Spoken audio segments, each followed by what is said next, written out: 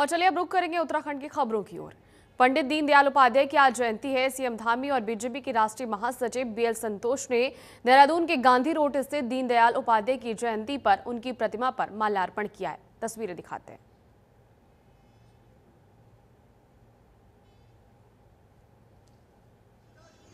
आज पंडित दीनदयाल उपाध्याय की जयंती है और इसी को लेकर सिर्फ उत्तराखंड ही नहीं, पूरे प्रदेश भर में जिला स्तर पर संगोष्ठी का आयोजन किया जा रहा है भारतीय जनता पार्टी के द्वारा। और सीएम धामी ने पंडित दीनदयाल उपाध्याय की जयंती पर श्रद्धांजलि अर्पित की है और साथ ही साथ माल्यार्पण करते हुए सीएम पुष्कर सिंह धामी नजर आए।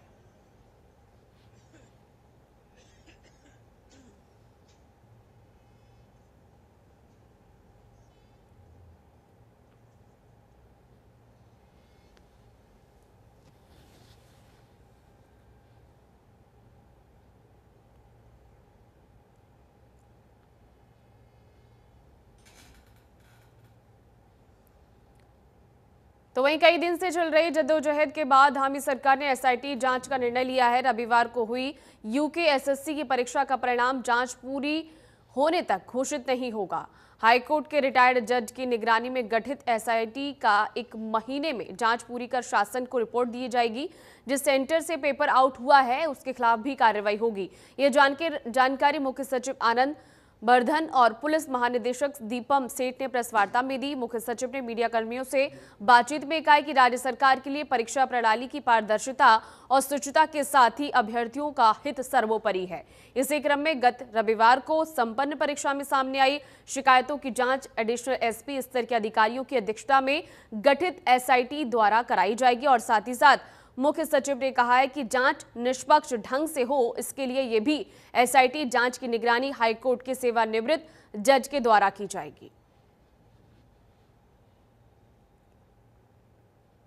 21 सितंबर को अधीनस्थ चयन सेवा आयोग द्वारा जो परीक्षा आयोजित की गई है उस प्रकरण की गहन जांच के लिए एक एडिशनल एसपी के स्तर की अध्यक्षता में विशेष अन्वेषण दल एसआईटी गठित की जाएगी, जिसका कार्यक्षेत्र पूरा प्रदेश होगा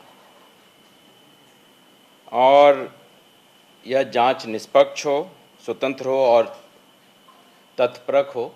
इसके लिए यह भी निर्णय लिया गया है कि यह एसआईटी माननीय उच्च न्यायालय के सेवानिवृत्त माननीय न्यायाधीश के टोटल सुपरविजन में कार्य करेगी और माननीय न्यायाधीश द्वारा पूरे प्रदेश का भ्रमण भी किया जाएगा, सभी जिलों का। और कोई भी व्यक्ति यदि उसके समक्ष इस प्रकरण से संबंधित कोई भी तथ्य, कोई भी सूचना हो, सेवानिवृत्त जज के द्वारा की जाएगी। और कोई भी व्यक्ति कुछ भी तथ्य, कोई भी सूचना, कोई भी जानकारी अगर देना चाहें तो वो माननीय न्यायाधीश को दे सकते हैं, संबंधित एसआईटी को दे सकती है।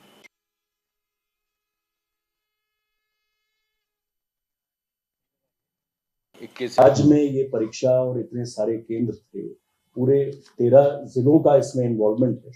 इस वजह से ये सोचा गया कि ये इन्वेस्टिगेटिंग टीम अपना काम तो यूं करेगी, बट इसका दायरा जो जुरिस्डिक्शन है वो पूरे राज्य का होगा और जो भी तथ्य और उनको इस अपनी विवेचना में मिलते जाएंगे वो इस पे आगे इन्वेस्टिगेशन में आगे बढ़ते हैं।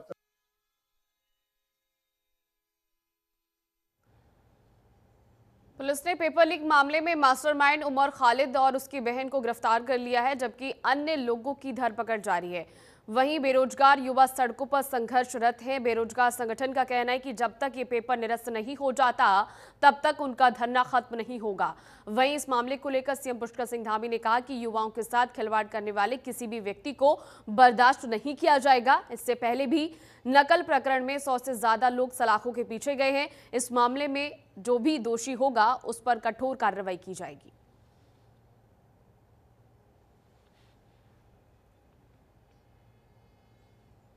तो यहां पर साफ और सख्त निर्देश देते हुए CM Pushkar Singh Dhami paper leak मामले में जो भी आरोपी होगा उस पर सख्त कार्रवाई की जाएगी। और साथ ही साथ देखिए, किसी भी कीमत पर युवाओं के, नौजवानों के भविष्य के साथ खिलवाड़ नहीं होने दिया जाएगा। चाहे कोई भी इसमें दोषी पाया जाएगा उसके खिलाफ कार्रवाई होगी। और ये हमारी जीरो टॉलरेंस की नीति है। जब से मैंने इस जिम्मेदारी पर काम करना प्रारंभ किया, जब भी मेरे सामने मामले आए हैं तब हमने इस पर कार्रवाई की है। 100 से ज़्यादा नकल माफिया पहले ही जेल के सलाखों के पीछे जा चुके हैं। अभी इस पर कार्रवाई चल रही है। एक आरोपी इसमें पकड़ा गया है और उसकी पूरी जांच हो रही है। सारी एजेंसियां जांच कर रही है। जांच के बाद छात्रों के हित में वो सभी निर्णय लिए जाएंगे जो जरूरी हो। पेपर लीक के खिलाफ युवाओं के प्रदर्शन के बीच सीएम धामी का बड़ा बयान सामने आया। सीएम धामी ने कहा कि राज्य में सख्त नकल विरोधी कानून लागू होने के बाद कोचिंग माफिया और नकल माफिया को एक होकर नकल जिहाद छेड़ने का प्रयास कर रही है, लेकिन सरकार नकल जिहादियों को हर हाल में मिट्टी में मिलाकर रहेगी। सीएम धामी ने कहा कि राज्य सरकार ने नकल माफिया पर अंकुश लगाने के लिए देश का सर्वश्रेष्ठ नकल विरोधी कानून लागू किया है। इसके बाद से 100 से अधिक नकल माफिया को जेल में भेजा गया है। सरकार के प्रयासों से विगत 4 वर्षों में पारदर्शिता के साथ 25,000 से अधिक युवाओं को सरकारी नौकरियां मिली हैं। सीएम धामी ने 2 टूक चेतावनी देते हुए कहा कि सरकार ऐसे तत्वों के इरादों को सफल नहीं होने देगी। राज्य सरकार हर हाल में परीक्षा माफिया और नकल जिहादियों को मिट्टी में मिलाने के लिए कृत संकल्पित है। सरकार नकल जिहाद की किसी भी कोशिश को पूरा नहीं होने देगी। देश में सबसे ज्यादा प्रकार के जिहाद उत्तराखंड में है, चाहे लब जिहाद हो, लैंड जिहाद हो, थूक जिहाद के बाद अब नकल जिहाद भी आ गया है। नकल जिहाद चलाने वालों को किसी कीमत पर छोड़ा नहीं जाएगा। युवाओं के भविष्य को अंधकार में धकेलने के लिए संगठित होकर पेपर लीक कराने के षड्यंत्र रचे जा रहे हैं। कोचिंग माफिया और नकल माफिया एक होकर राज्य में नकल जहाज छेड़ने का प्रयास कर रहे हैं। जांच से पहले ही प्रदेश में अराजकता फैलाने का प्रयास कर रहे हैं। लेकिन मैं आप सभी उन सभी नकल माफियाओं को, उन जिहादियों को बता देना चाहता हूं कि हमारी सरकार राज्य में नकल माफियाओं को जब तक मिट्टी में नहीं मिला देगी तब तक हम चैन से नहीं करेंगे। देहरादून में स्वदेशी अपनाने और जीएसटी की नवीन दरों के व्यापक प्रचार प्रसार के लिए जन जागरूकता अभियान के तहत स्थानीय बाजारों में जनसंपर्क कार्यक्रम आयोजित किया गया। सीएम धामी ने कहा कि 22 सितंबर से लागू नई दरों का सीधा लाभ आम जनता को मिल रहा है। खाने पीने से लेकर रोजमर्रा की वस्तुएं सस्ती हुई हैं, जिससे लोगों की बचत हो रही है। उन्होंने इसे बचत उत्सव बताया और कहा कि इससे दुकानदारों की बिक्री भी बढ़ रही है। गरीब लोगों, आम जनता, सामान्य जनता और सभी वर्गों के लिए जो ये जीएसटी की दरों में कमी की है, उसका परिणाम साफ दिखाई दे रहा है। 22 सितंबर से ये जो नई दरें लागू हुई है, मैं लगातार व्यापारी वर्गों से, आज तीसरा दिन है, 3 दिनों से लगातार मैं हर एक अलग अलग जो वस्तुएं बेचने वाले हैं उन अलग अलग प्रतिष्ठानों पर मैं गया हूँ। सभी ने मुझे बताया उनकी जो बिक्री है इस दौरान बहुत बढ़ रही है। और जो जरूरतमंद चीजें, जैसे यहाँ पर अभी मैं पूछ रहा था, कल मैंने फ्रिज से लेकर पेस्ट्री से लेकर तमाम प्रकार के खाने पीने के सामान थे, तमाम रोजमर्रा के उपयोग की वस्तुएं थी, या आज भी साबुन से लेकर पेस्ट से लेकर घी, और ये सभी वस्तुएं जो सस्ती हुई हैं, उससे एक तो लोगों की बचत होगी, ये बचत उत्सव भी है, और साथ में बिक्री का भी, दुकानदारों की बिक्री भी बहुत बड़ी है, लोगों के लिए बहुत बड़ी राहत है और ये क्रांतिकारी निर्णय है। सभी लोग इसके लिए प्रधानमंत्री आदरणीय मोदी जी का धन्यवाद कर रहे हैं। देहरादून में बीजेपी ने प्रदेश संगठनात्मक कार्यशाला के साथ मिशन 2027 की तैयारी का बिगुल बजा दिया है। कार्यशाला में राष्ट्रीय महामंत्री बीएल संतोष, सीएम धामी, प्रदेश प्रभारी दुष्यंत गौतम और सह प्रभारी रेखा वर्मा मौजूद रहे। नए प्रदेश पदाधिकारी, जिला प्रभारी और जिला अध्यक्ष भी इस अहम बैठक में शामिल हुए हैं। बीजेपी प्रदेश अध्यक्ष महेंद्र भट्ट ने कहा कि इस संगठन की पहली कार्यशाला है और अब संगठन का विस्तार बूथ स्तर तक किया जाएगा। उन्होंने कहा कि पोलिंग बूथ ही विजय का मुख्य केंद्र है, इसलिए बूथ स्तर पर समन्वय और प्रबंधन को मजबूत करना कार्यशाला का मुख्य एजेंडा है। उन्होंने कार्यकर्ताओं से आह्वान किया है कि वे केंद्र और प्रदेश की योजनाओं को घर घर पहुंचाएं और 2027 में बीजेपी की जीत सुनिश्चित करें।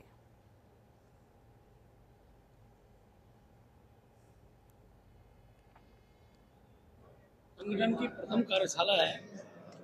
अभी हमारे संगठन का विस्तार मंडल स्तर से नीचे बूथ स्तर तक जाना है। बूथ स्तर तक हम किस प्रकार संगठन का विस्तार कर सकते हैं, सारे विषय की रणनीति इस बैठक में बना रहे हैं, क्योंकि हमारा मुख्य केंद्र पोलिंग बूथ ही होता है। बूथ पे भारतीय जनता पार्टी की विजय हो और बूथ हम जीते, उसके लिए कार्यकर्ताओं का समन्वय स्थापित करना इस कार्यशाला का एजेंडे में है।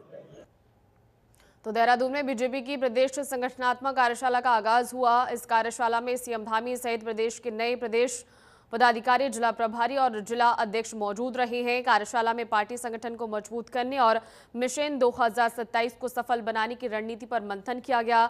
और सीएम धामी ने कहा कि ये कार्यशाला सभी जिलों के अध्यक्ष, महामंत्री, प्रभारी और मोर्चों के प्रमुखों को नए जोश के साथ एकजुट होकर काम करने का अवसर दे रही है। उन्होंने कहा कि ये सभी लोग लंबे समय से पार्टी के लिए काम कर रहे हैं और अब नए दायित्व मिलने के बाद मिशन 2027 की जीत सुनिश्चित करने के लिए बूथ स्तर तक मेहनत करेंगे।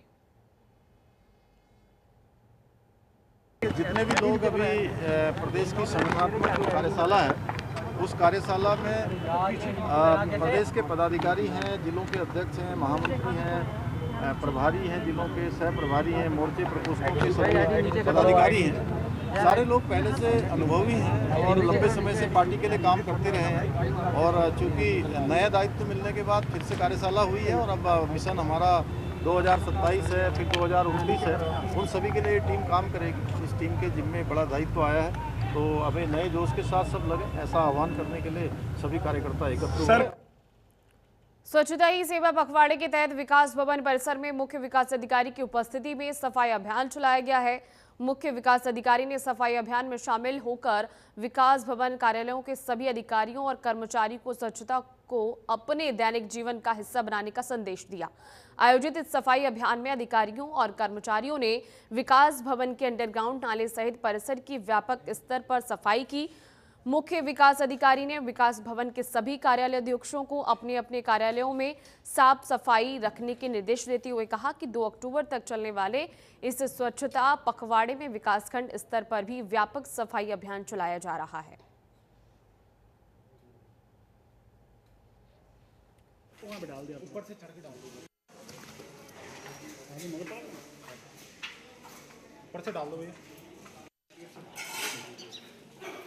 ये जैसा कि आपको विदित है कि 17 सितंबर से 2 अक्टूबर तक हम लोग स्वच्छता ही सेवा पखवाड़ा मना रहे हैं।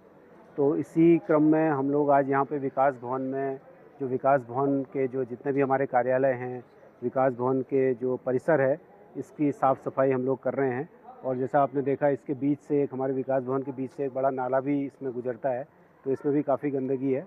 इसको हमने अभी पूरी तरीके से साफ़ किया है। और इसके अलावा जितने भी हमारे कार्यालय परिसर है, जो हमारे इसकी लॉबीज़ हैं कार्यालय की या कार्यालय परिसर है, उसको हम लोग उसकी आज हम लोग साफ़ सफाई कर रहे हैं। और इसी के साथ में हमारा पूरे जनपद में लगातार ये कार्यक्रम 17 सितंबर से लगातार चल रहे हैं और ये 2 अक्टूबर तक लगातार चलते रहेंगे। और इसमें सभी कार्यालयों में, विकास खंडों में बड़े पैमाने पर स्वच्छता अभियान जनपद में चलाया जा रहा है। और रुड़की में उत्तराखंड किसान मोर्चा के बैनर तले 30वें दिन भी किसानों का धरना ज्वाइंट मजिस्ट्रेट कार्यालय के बाहर जारी है। अपनी मांगों को लेकर 30 दिन से धरने पर बैठे किसानों में अब सरकार के प्रति रोष बढ़ने लगा है। किसानों का कहना है कि उनकी मांगों को लेकर अभी तक सरकार द्वारा कोई ठोस कदम नहीं उठाया गया। किसान नेता का कहना है कि सरकार शुगर मिल को चलाने की तो बात करती है, मगर किसानों के 150 करोड़ का भुगतान करने की कोई बात नहीं कर रही। यदि किसानों का भुगतान नहीं होता तो 27 सितंबर को मुख्यमंत्री आवास के बाहर मोर्चा के 10 पदाधिकारी आत्मदाह करने को मजबूर होंगे, जिसकी पूरी जिम्मेदारी सरकार और प्रशासन की होगी। आज उत्तराखंड किसान मोर्चे के धरने को एसडीएम कार्यालय में जो शांतिपूर्वक आंदोलन चल रहा है, इसे आज पूरा 1 महीना हो गया। पर 1 महीना आंदोलन होने के बाद भी हमें सरकार की जो रणनीति वो हमें समझ में नहीं आ रही। सरकार के जो बैठे लोग हैं सरकारों में, उनके ये बयान तो आ रहे हैं कि भाई चीनी मिल चलेगा, चीनी मिल तो चलेगा और पैसे मिलते नहीं। इनके मतलब जो अर्थ निकल कर आ रहा है, इनकी जो भाषा सरकार के लोगों की, चीनी मिल को ये वैसे ही चलवाना चाह रहे जिस तरीके से 6 साल तक चलाते आ रहे, बिना पैसे चीनी मिल चलेगा और पैसा मिलना नहीं। हम ये कह रहे हैं चीनी मिल तो जरूर चला, पर पहले पैसे का भुगतान होना चाहिए। तो सरकार इस बात को लेकर कहीं ना कहीं अपनी रणनीति बनाकर चीनी मिल को चलवाना चाह रही है और बिना पैसे के भुगतान के चीनी मिल को चलवाना चाह रही है। इसे किसी सूरत में किसान बर्दाश्त नहीं करेगा। सरकार कितनी भी कोशिश कर ले, किसान इस बार इकबालपुर शुगर मिल को तब तक गन्ना नहीं देगा जब तक पिछला भुगतान नहीं करेगा। अगर पिछला भुगतान होगा तो किसान चीनी मिल को गन्ना देगा, चीनी मिल चलो, बड़ी खुशी की बात है, पर किसानों का भुगतान होना चाहिए। जो सरकार का रवैया, जो चीनी मिल के प्रबंधन का रवैया, जो चीनी मिल के मिल मालिक का रवैया, इसको लेकर किसानों में भारी नहीं, 1 महीने को आज हमारे धरने को कचहरी परिसर में 30 दिन हो गए। निष्कर्ष तो ये निकला है कि शासन में गन्ना मंत्री हो, मुख्यमंत्री हो, शासन में सचिव हो, जिला गन्ना अधिकारी हो, वार्ताओं का दौर तो जारी है। कंटिन्यू वार्ता शासन में भी हो रही, बैठ के भी शासन में हो रही, लेकिन भुगतान के लिए कोई निष्कर्ष नहीं निकल रहा। और हम ऐसी सरकार की मंशा लगी है कि सरकार मिल चलाना तो चाहती है, लेकिन सरकार गन्ने का जो किसानों का भुगतान है, भुगतान कराना नहीं चाहती।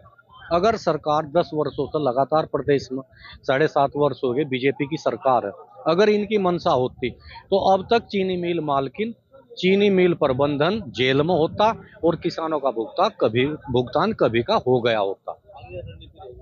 आगे की रणनीति तो यह है कि आज राष्ट्रीय अध्यक्ष जी ने घोषणा कर दी कि 9-10 किसान जो है 27 तारीख में आत्मदाह करेंगे। अगर ये सरकार की जो है किसान विरोधी नीतियों से तंग होकर किसानों ने ये कठोर निर्णय लिया।